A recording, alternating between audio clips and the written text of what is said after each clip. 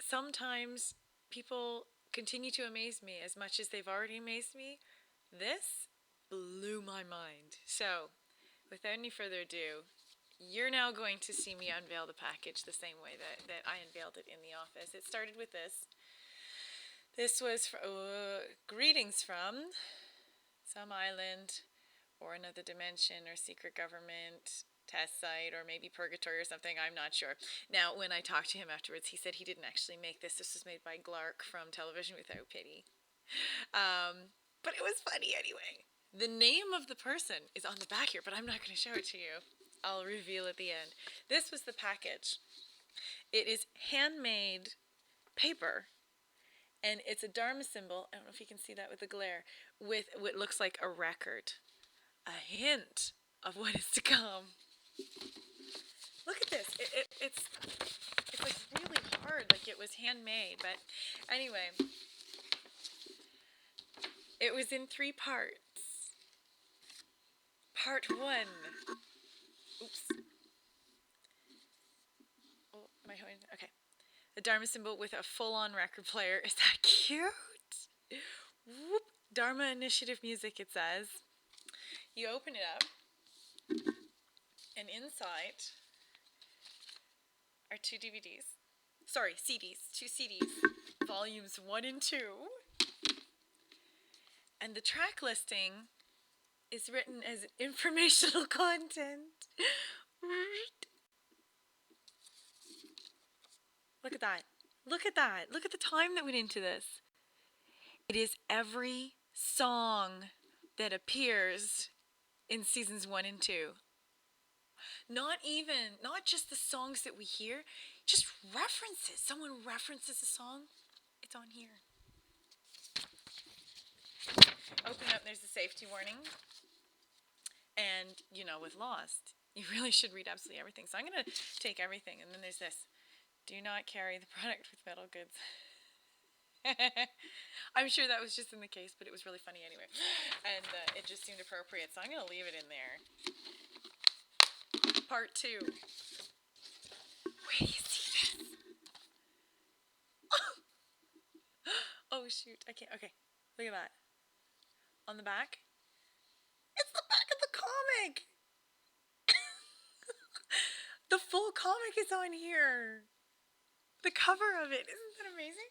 Open it up. Volume 3. And instead of, it's the Dharma Initiative Operations Manual. And it's written like a table of contents of an instruction manual. Look at this! It is every song from season 3. Even, again, just the references. And you open it up. This is when. Look at this. It's the painting that is on the wall of Jacob's cabin, which we later see on the floor of Jacob's cabin. But honestly, I wish you could have seen my face as I was opening it. I'm pretty much redoing it because every time I open this thing, I'm completely amazed by it. And then, the pièce de résistance. I honestly thought this was real for a second. I really thought this was real. It's Geronimo Jackson from Rhino. Vault Classics.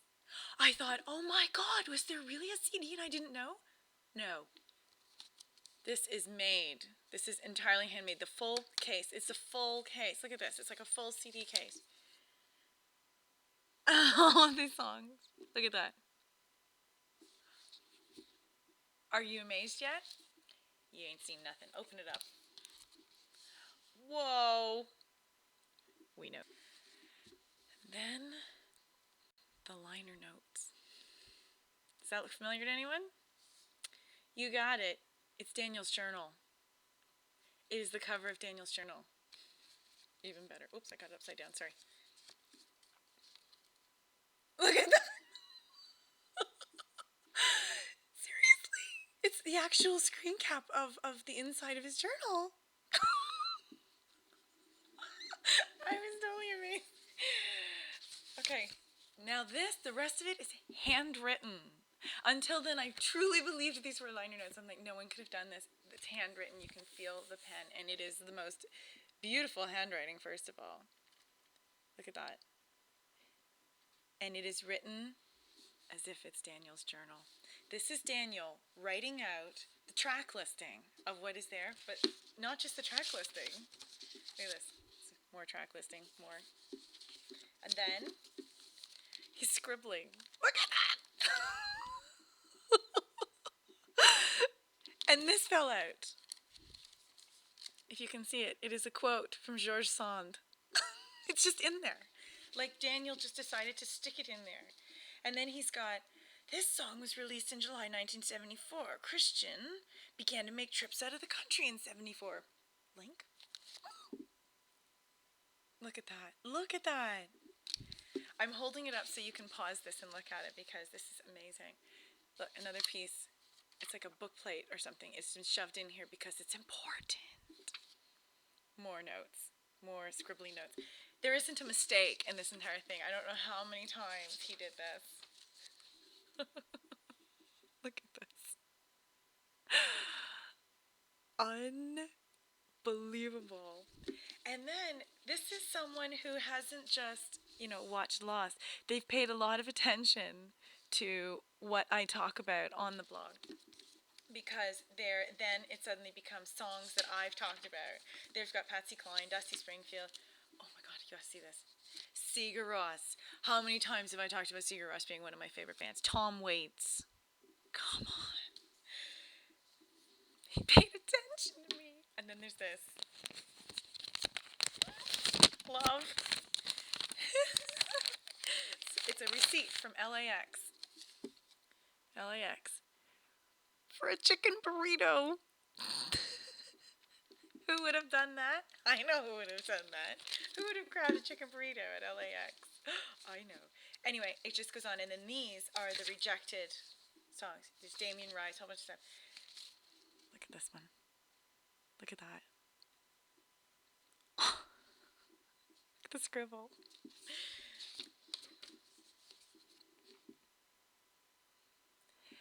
I said on my blog recently that T.S. Eliot's Love Song of J.O. for Prufrock is my favorite poem of all time. And there it is. Postage stamp, and then, look at that. You will find your solution where you least expect it. More scribbles. And it ends with this.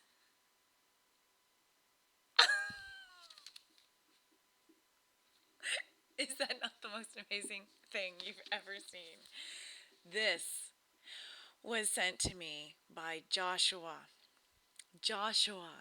Winstead. We all see him posting on here all the time as Joshua. I hope it was okay that I just gave away your last name, but he first came to me. He emailed me, when was it, Josh? Christmas, maybe it was Christmas? 2008 or something like that, saying that he had made this thing and wanted to know where he could send it to me. And then, a few months went by and he's like, oh, I'm still working on it, I promise. And then a few months later he said, oh, I've totally built this up and it's never going to be as good. And I was like, you have me so intrigued. I can't wait. And at one point, he apologized and said the dog literally ate my homework. And I don't know if that really happened, but if that happened, I'm crying for you, because if that really happened, oh man. Anyway, this is from him. He made this. He made all of this. And then when I emailed him to just go, he said that he was still working out some stuff and was going to send an improved version. I love this. There's nothing to improve on. This is just absolutely brilliant. And I have no words for this and the time that went into it. My husband, when I showed it to him, he said, who puts that much time and effort into something for someone they've never met? And I said, I don't think you understand the people on my blog. Anyway, thank you, Josh. And I hope the rest of you give big kudos in the comments below for Josh and tell him. And I hope that some of you have paused this to look at just the extraordinary amount of work that has gone into this.